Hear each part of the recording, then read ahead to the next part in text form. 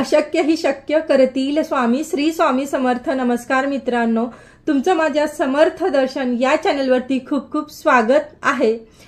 तुम्ही ऑब्झर्व केला असेल की पूजा करताना आपल्या डोळ्यातून पाणी येतं, अंगावर शहारे येतात किंवा जांभई येते, आळस येतो, झोप येते, तर याचा अर्थ नेमका काय असतो, ह्या गोष्टी कशामुळे घडतात हे आपण या व्हिडिओमध्ये पाहणार आहोत।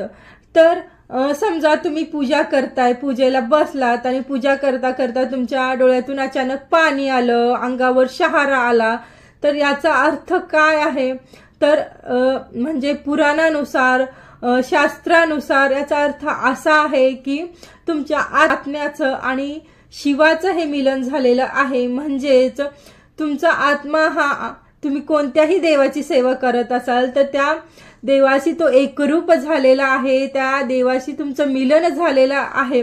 त्यामुळेच तुमच्या आत्मेला म्हणजे ती गोष्ट पूर्ण झाल्याचा जो आनंद झालेला आहे तर ते तुमच्या अश्रूच्या द्वारे ते बाहेर येत असतं।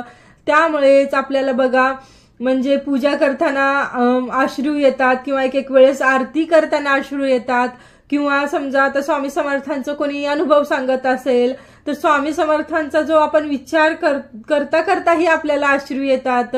तर हे नक्कीच शुभ संकेत आहेत। म्हणजे आपण जी सेवा करतो तर ती सेवा आपल्या देवापर्यंत पोहोचलेली आहे, आपण देवांना एकरूप झालेलं आहोत आणि आपल्या आत्म्याचं आणि देवाचं हे मिलन झालेलं आहे, अशा पद्धतीचा त्याचा अर्थ आहे। आता समजा आपण पूजा करतोय तर आपल्याला जांभई येणे, आळस येणे, झोप येणे, तर याचा नेमका अर्थ काय आहे? तर याचा अर्थ एकच आहे की आपली मनस्थिती ही व्यवस्थित नाहीये, आपली द्विधा मनस्थिती आहे। आपलं मन हे आपल्या त्या पूजेमध्ये पूर्णपणे लागलेलं नाहीये, आपल्या मनामध्ये भरपूर विचार येत आहेत, एकाग्र आपलं मन होत नाहीये, हेच याचा अर्थ आहे। तर हे कशामुळे होतं? तर बघा, ह्या जगामध्ये कोणीच परफेक्ट असं नाहीये, प्रत्येकामध्ये काही म्हणजे गुणदोष हे असतातच।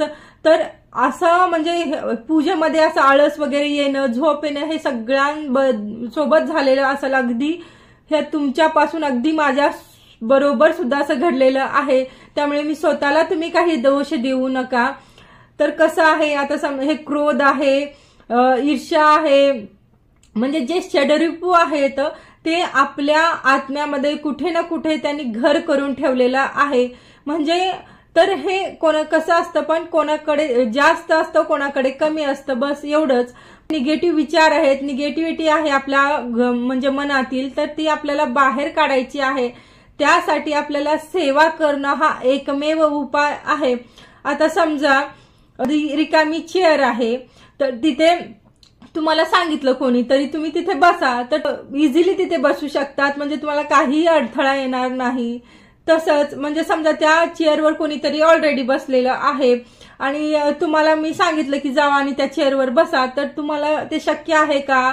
लगेच तुम्हाला त्यासाठी त्या व्यक्तीला उठवावं लागेल, ती व्यक्ती तर सहजासहजी उठणार नाही, तर त्या व्यक्तीशी तुम्हाला भांडावं लागेल। तर असं आहे आपल्या निगेटिव्ह एनर्जी आणि पॉझिटिव्ह एनर्जीचं। आपल्या आत्म्यामध्ये जी निगेटिव्ह एनर्जी बसलेली आहे तर ती सहजासहजी पॉझिटिव्ह एनर्जी जेव्हा काढण्याचा प्रयत्न करेल तर ती निघणार नाही, तर त्यावेळेस आपल्याला ती अडथळे आणत असते। जसं बघा, म्हणजे आपल्याला झोप येणे, आळस येणे, अशा गोष्टी ह्या घडत असतात। आपलं मन व्यवस्थित पूजेमध्ये न लागणे, आता आपण सारामृत वाचतोय तर आपलं मन एकाग्र होत नाही, कधी कधी खूप मनामध्ये विचार येत असतात। तर आपल्याला प्रयत्न करायचा आहे, आपल्याला मन परत थाऱ्यावर आणायचं आहे, परत आपल्याला कॉन्सन्ट्रेट करायचं आहे। म्हणजे आपल्याला आपण पूजा करतोय तर बरेच काही आठवतं, मला माझं हे काम आहे, माझं ते काम आहे, मला हे करायचं आहे, मी काय एवढा वेळ इथे बसले, मी काय एवढा वेळ इथे घालवते, तर असे बरेच विचार आपल्या मनामध्ये येत असतात। तर अशा वेळी आपली जी सेवा आहे ती सेवा तुम्हाला कंटिन्यू करायची आहे। तुम्ही जसं तुम्ही सेवा कराल तसं तसं तुमच्या ज्या निगेटिव्ह ज्या एनर्जी आहे तुमच्या आत्म्यातल्या, त्या हळूहळू ह्या बाहेर पडतील। तुम्ही पण कंटिन्यू सेवा करत जा, याचा अनुभव तुम्हाला नक्की येईल। म्हणजे तुमचं मन हळूहळू पूजेमध्ये रमेल, लागेल। आणि हे गोष्ट आहे. तसंच आपण पूजा करताना तुम्ही हे लक्ष ठेवा की तुम्ही शारीरिक दृष्ट्या पूजा करण्यासाठी तयार आहात का, पोथी वाचण्यासाठी तयार आहात का. तर हे सुद्धा खूप महत्वाचं आहे. समजा तुमचं शरीर खूप थकलेलं आहे आणि तुम्ही सारामृत वाचायला बसलात समजा, तर तुमचं मन लागणार नाही, तुम्हाला आळस येईल, तुम्हाला झोप येईल नक्कीच. त्यामुळे तुमच्या शरीराची ही तशी तयारी ठेवा आणि तसंच मनही त्यासाठी तयार असेल तरच पूजेला बसा आणि ही सेवा करा. त्यावेळेस तुमचं मन हे नक्की लागेल. आणि तुमचं मन म्हणजे ह्या गोष्टींचा विचार करूनही लागत नसेल तर नक्की तुम्ही सेवा करत राहा, रोज सेवा करत जा. त्यावेळेस तुम्हाला तुमच्यामधील जे निगेटिव्हिटी आहे ती लवकर बाहेर पडेल आणि तुमचं मन हे व्यवस्थित पूजेमध्ये लागणार आहे. त्यामुळे अशा गोष्टी तुमच्या सोबत पूजा करताना घडत असतील तर काही हरकत नाहीये, सगळ्यांसोबतच अशा गोष्टी घडत असतात. तर माझी ही तुम्हाला छोटीशी माहिती आवडली असेल तर व्हिडिओला लाईक करा, शेअर करा आणि जे कोणी या चॅनलवरती नवीन आहे त्यांनी चॅनलला सबस्क्राईब करायला विसरू नका आणि कमेंट बॉक्समध्येही श्री स्वामी समर्थ लिहायला विसरू नका. चला तर असंच भेटूया एका नवीन टॉपिक सोबत नवीन व्हिडिओमध्ये. तोपर्यंत श्री स्वामी समर्थ.